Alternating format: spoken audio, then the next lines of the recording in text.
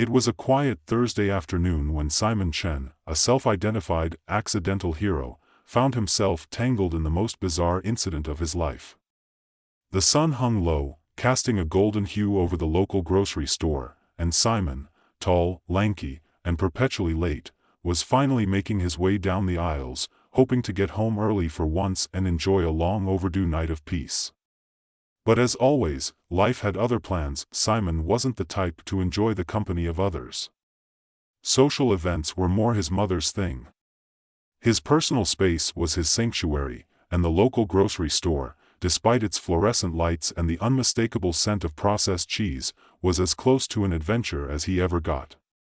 He only had one task: pick up 3 items and get back to his cramped apartment before his microwave meal burned to a crisp. At the end of the aisle, Mrs. Zhang, a kindly, albeit nosy, old lady who had lived in the neighborhood for years, was carefully inspecting a bag of flour. She hadn't seen Simon yet, but he had certainly noticed her. Simon wasn't sure why, but he always ended up helping Mrs. Zhang with her groceries, even though she frequently talked about her cats and, for reasons he could never explain, insisted on feeding him dumplings whenever she had the chance. He turned, reaching for a can of beans, the last item on his list, when, bam, his elbow brushed against a stranger's cart. A simple, accidental collision, or so Simon thought. The moment the can flew out of his hands, he tried to catch it, but it landed straight into Mrs. Zhang's shopping basket, knocking her off balance. The elderly woman gasped, teetering on the edge of falling, and in a futile attempt to stop her, Simon lunged forward, accidentally grabbing hold of her arm. That was when everything went wrong, or right, depending on your perspective. There was a sudden, overwhelming sensation. Simon felt his entire body surge with energy. It wasn't like anything he had ever experienced before, a rush of warmth that seemed to flood his veins, leaving him momentarily lightheaded. "Mrs. Zhang, are you okay?" he asked, voice trembling. To his amazement, she stood up, steadily, without so much as a wobble. Her usual frailty, the slight limp she'd had for years, seemed to vanish in an instant. Her tired eyes widened as she glanced down at her hands, confused but unhurt. What just happened?" Mrs. Zhang mumbled, patting her chest and legs, seemingly in disbelief. Simon stared at her, wondering what he had just witnessed. But before he could say anything else, Mrs. Zhang straightened herself out, brushing it off like it was nothing. "Thank you, Simon. You've always been so helpful." I'm fine." She chuckled, completely unaware that the old aches in her joints had just evaporated like mist in the sun. Simon, still stunned, muttered, "Glad to hear it," but his mind raced, trying to process the impossible. The dizziness lingered for a moment longer, and when it subsided, something else lingered in the air, a feeling of strange energy that clung to him, as though something vital had shifted. Before Simon could process the situation any further, a figure standing in the shadows of the aisle caught his eye. A woman, young, dressed in dark, tailored clothes, was watching him intently, her gaze unwavering. Her expression was unreadable, and before Simon could react, she disappeared down the aisle, lost in the maze of shelves. The encounter left Simon unsettled, but he shook it off. He finished his shopping, paid, and made his way back home, but the feeling of something having changed stuck with him. He didn't know it yet, but this was just the beginning. The days following the grocery store incident felt like a slow build-up, like the first notes of an ominous melody. Simon went about his routine, trying to ignore the weirdness of that afternoon. He chalked it up to a fluke, a simple case of nerves, perhaps. It didn't help that his work life was, as usual, predictable. The mundane nature of his existence was comforting in its own way. That was, until the first signs of something much more disturbing began to surface. It started small. A paper cut from opening a letter healed almost immediately. He didn't even have time to curse under his breath before the bleeding stopped, and the skin closed up like it had never been there at all. It was nothing too alarming, just a minor inconvenience he'd written off as luck. But when he sprained his ankle the next day, he realized there was something truly strange going on. Simon was walking home from his office when he tripped on a cracked sidewalk, twisting his ankle in a way that would have made most people wince. But, oddly enough, the pain didn't last long. He hobbled to a nearby bench, expecting the familiar ache to set in, but it didn't. He blinked, and before he could even think twice, the soreness disappeared completely. He stood up, flexing his foot, and was stunned to find that his ankle was as good as new. That's when it hit him. This wasn't normal. A cold sweat crept over his skin as he examined his surroundings, half expecting someone to jump out of the bushes and yell, "Gotcha!" But no one was there. The street was empty, save for a few stray cars, and the world felt oddly quiet, as though it was holding its breath. From that moment on, Simon's reality began to fracture. Every time he got a scrape or bruise, it healed in moments. But the more it happened, the more he began to feel different. It wasn't just the physical sensations. It was as if he could feel the life force of others swirling around him. The very air seemed charged with something strange. Simon had no way to explain it, but the world felt different now. His mind raced with possibilities. Was he imagining it all? Was he coming down with some bizarre illness? Or, worse still, had he just stumbled upon something he wasn't supposed to know? The tipping point came one evening when he visited his friend Jack, who had been bedridden for months due to a car accident. Jack, a tough but kind-hearted man, had broken several bones, and although he was doing better, he still couldn't walk. Simon hesitated outside Jack's door, wondering if this was just another phase of his growing paranoia. He hadn't told anyone about the strange things happening to him. Who would believe him? When Jack answered, Simon smiled weakly. "Hey, man, how's the leg?" "Getting better," Jack replied, leaning on his crutches. "Could use a little more help around here, though. You know, with the usual boring stuff." Simon nodded. "Actually, I think I can help with that." He wasn't sure why, but an odd impulse swept over him. Before he could even stop himself, he reached out and placed his hand on Jack's injured leg. Jack blinked, clearly puzzled. "What are you doing, Simon?" "I don't know," Simon murmured, his voice barely above a whisper. "But just trust me." The sensation returned. Warmth, energy, something alive coursing through him. It wasn't his own. The pain in Jack's leg seemed to dissipate, and Simon felt himself growing stronger, more alive. He pulled his hand away, panting slightly. Jack blinked, his face slack with surprise. He looked down at his leg, which now seemed entirely healed, not a scratch to be seen. "What the hell?" he whispered, his voice breaking. Simon didn't have an answer. He couldn't explain it, and he certainly didn't know what to do next. But as he stared at Jack's astonished face, he felt something stir deep inside him, a cold realization that would change everything. He wasn't just healing himself anymore. He was drawing energy from others, and it wasn't without consequences. The next few days were a blur. Simon couldn't stop thinking about what had happened. The moment with Jack had solidified it in his mind. He wasn't losing his mind. Something real, something terrifying, was happening to him. He spent the following morning at home, pacing back and forth in his apartment, trying to make sense of everything. Should he go to the authorities? Should he try to figure it out on his own? But as the hours dragged on, Simon began to feel a growing sense of unease, like something was closing in on him. That evening, as he returned from a grocery run, Simon was confronted by a man at his door. The man was tall, impeccably dressed in a dark suit, his face stern. "Simon Chen?" Simon stopped, his heart leaping into his throat. "Yes?" "I'm Agent Sullivan," the man said flatly, "and I need to speak with you. Now." Agent Sullivan didn't give Simon a chance to speak. The moment the words "Simon Chen" left his mouth, his presence seemed to command the space around them. His dark eyes studied Simon with the cold precision of someone accustomed to controlling every situation. There was no warmth in his gaze, just a detached professionalism that unnerved Simon more than anything else. "I need you to come with me," Sullivan continued, his voice clipped and authoritative. He wasn't asking, and Simon had no illusions about his ability to refuse. Simon stood frozen for a moment, taking in the man's stern posture, the way his hand rested near his jacket pocket, as if anticipating an action he hoped wouldn't be necessary. His first instinct was to say something, anything, but his words caught in his throat. The strange abilities, the sensation of healing Jack, the odd warmth he had felt during the grocery store incident, it was all too much.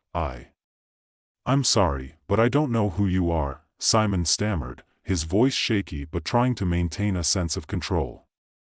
I don't know what you want from me, but I haven't done anything wrong. Sullivan's lips twitched, just barely enough to show that he'd heard the protest, but it was clear he didn't care.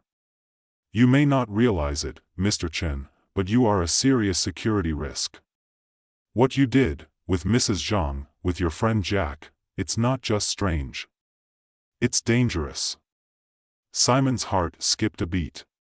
He wasn't sure what was worse, the fact that someone had witnessed what he could do or that they seemed to know more about it than he did. His mind raced for an explanation, but nothing made sense.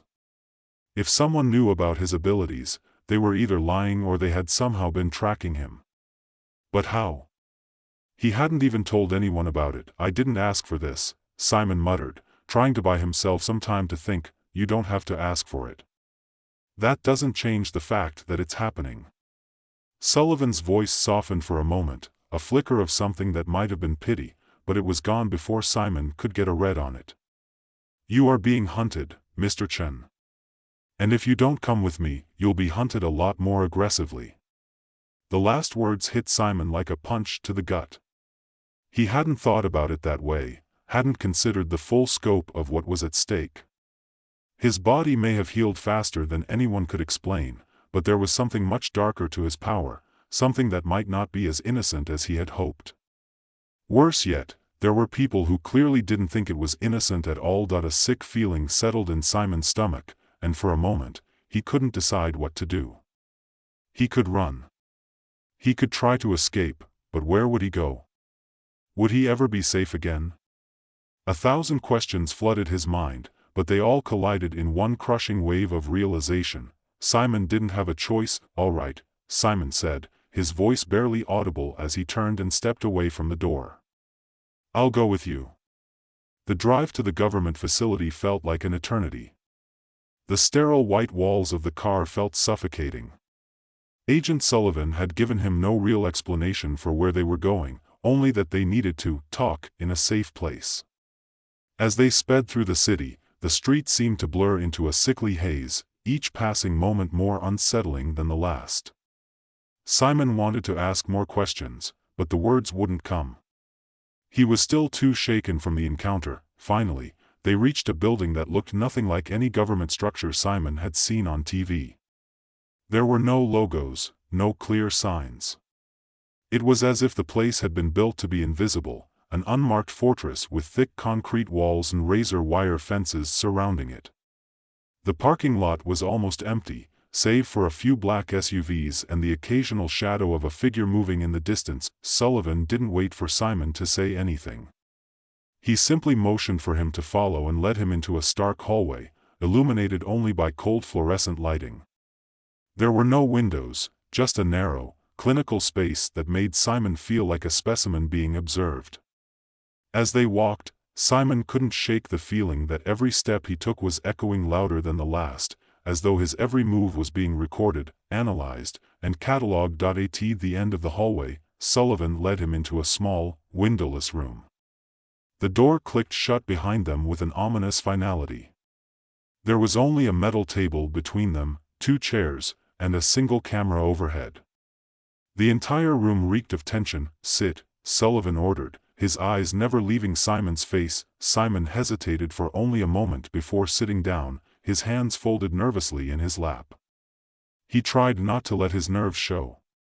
He had no idea what was about to happen, but he knew it wasn't going to be good. Sullivan sat across from him, studying him intently, his fingers steepled in front of his face. The silence between them stretched on for what felt like hours. Then, without any warning, Sullivan spoke. Do you know what you are, Simon?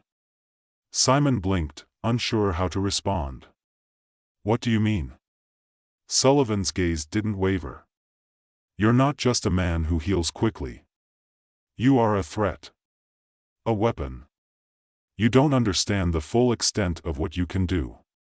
I'm not a weapon, Simon said, shaking his head, but the words felt hollow even as he said them.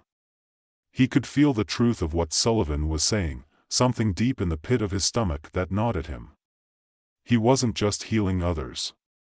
He was taking their life force, their energy, their very essence, and the more he used it, the more powerful he became. Let me explain it to you, Sullivan said. You're not the first person with abilities like yours, but you're one of the most dangerous. We've been monitoring people like you for years, people with these so-called gifts. They aren't gifts. They're liabilities. And now that the world knows about you, everything changes. Simon recoiled slightly, a cold chill running down his spine. He wanted to argue, to tell Sullivan that he wasn't some kind of monster, but the weight of his own experiences, the power that surged within him whenever he healed someone, left him speechless. Do you remember what happened to Mrs. Zhang? Sullivan asked, his voice dropping lower, like the question was meant to be a trap. I helped her, Simon said slowly, unwilling to say anything else. He didn't know what Sullivan wanted him to say, but he wasn't going to give him the satisfaction of confirming something he didn't fully understand. You didn't just help her, Sullivan pressed, his voice turning sharp. You drained her. You took her life force. And you did the same to Jack. And what happens when you use too much? When you take too much life from one person, when the energy you absorb doesn't match what you give back? Simon's breath caught in his throat. He had never considered it before, never thought that his seemingly harmless act of healing could have dangerous consequences for the people he touched. You think it's all innocent, don't you? Sullivan continued, leaning forward. But there's a price to pay. And I'm here to make sure you understand what that price is. The door to the room opened suddenly, and another figure stepped inside, this time a woman, with sharp, calculating eyes and a cold smile. She was dressed in black, military-style clothes, and she exuded an air of authority that sent a shiver down Simon's spine. We've been tracking you for a while, Mr. Chen, the woman said, her voice smooth and predatory. And we know exactly what you're capable of. The woman's gaze pierced Simon, and for a moment, he could only sit there, paralyzed by the unspoken threat she radiated. She stood tall, her movements precise, deliberate, the type of person who could command attention in a room without saying a word. Her black attire was crisp, tactical, and as she approached, Simon couldn't shake the feeling that she was sizing him up, measuring his worth, or lack of it. You must be the one they call Mara, Sullivan said, his voice laced with an unusual edge of respect. The one who's been running interference on this case. Mara gave him a look, sharp and dismissive, before turning her attention back to Simon. I've been watching you for a while, Simon, she said, her tone cool but with an undercurrent of something more dangerous. You have no idea what you're dealing with, do you? Simon swallowed hard, unsure whether to speak or remain silent. The weight of her words, the ominous way she said, watching you, only heightened the gnawing sense of panic in his gut. He had no way of knowing whether she was an ally or another player in the vast game that was quickly consuming his life. I've told you, I don't want any part of whatever you think I'm involved in, Simon said, his voice sounding more defensive than he intended. I didn't ask for this ability. I don't want to hurt anyone. Mara stepped closer, and Simon felt a jolt of fear that he couldn't explain. She didn't look threatening, but there was something about her presence, something that made his heart race, something that made him feel like a mouse caught in the eyes of a predator. That's the thing about power, Simon, Mara said, her voice low, almost a whisper. You don't get to decide whether it's yours to control. It's already taken hold of you. Her words hung in the air, heavy and suffocating. Simon wanted to argue, to explain that he wasn't some kind of weapon, but the truth kept clawing at him from the inside. He had taken something from Mrs. Zhang, from Jack. He had felt it, the way their life force seemed to drain into him, leaving them healthier but leaving him with a strange, unshakable energy that hummed beneath his skin. "I didn't mean to," Simon murmured, the weight of guilt settling heavily in his chest. "You don't have to mean it to make it real," Mara replied. "The fact is, Simon, you have something inside you that no one can ignore. And people like us, people who can wield this power, are not meant to exist in a world like this. The moment you used your ability, you became a target." Sullivan finally spoke, his voice filled with something Simon couldn't quite place, maybe frustration, maybe resignation. "We've been monitoring people like you for years, Simon. We've been tracking anomalies, unusual occurrences, and your name kept popping up. It's not just you. There are others like you, those with abilities that make them dangerous." "Dangerous?" Simon's voice cracked. "I'm not dangerous. I've never hurt anyone." Mara's lips curled into a thin, mirthless smile. "You've already hurt people, Simon. You just don't realize it. And the truth is, we can't afford to have you running loose, uncontrolled. The world has enough problems without a wild card like you tipping the balance." Simon leaned back in his chair, his hands gripping the edges of the cold metal. He was trembling now, the weight of their words pressing down on him. He'd always thought of himself as an ordinary person. He'd been just another guy trying to get through life with as little fuss as possible. But now, everything was different. His reality was shattering, piece by piece, and there was no way to put the pieces back together. "You don't get it, do you?" Mara continued, her voice taking on an almost amused edge. "You are the problem. People like you, Simon, can change the entire world, for better or for worse. And right now, you're a threat. We're not just going to let you run free." Simon didn't know what to say. He didn't have the words to explain how powerless he felt, how helpless he was in the face of what he was becoming. His mind raced, looking for a way out, but there was no escape. His ability wasn't something he could control, and the more he tried to fight it, the more out of his grasp it seemed. Mara leaned forward, her gaze locked onto Simon's with an intensity that made his blood run cold. "There's a place for people like you, Simon. A place where you can learn to harness your abilities, control them. But it's not a place most people want to go." "And if I refuse?" Simon asked, his voice barely above a whisper. Sullivan's mouth tightened into a grim line, but Mara didn't flinch. "If you refuse, Simon, you become a problem we'll have to deal with in more permanent ways. People with your abilities are too dangerous to let go unchecked. You'll be hunted, and we won't stop until you're contained." The gravity of her words settled over Simon like a thick, suffocating fog. There was no easy way out. He didn't want to be controlled, but the idea of running, of being hunted like a criminal, terrified him more than he could express. "So what's the deal?" Simon asked, his voice trembling with barely contained fear.